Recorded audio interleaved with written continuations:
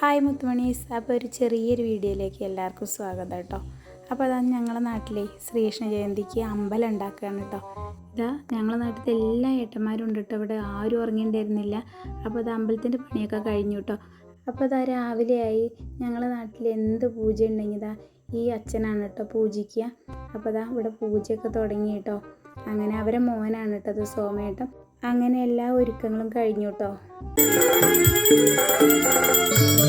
അപ്പോൾ നമ്മൾ ബസ്സിലൊക്കെ കയറി പോകണം കേട്ടോ ഞങ്ങളിവിടെ അമ്പലത്തേക്ക്.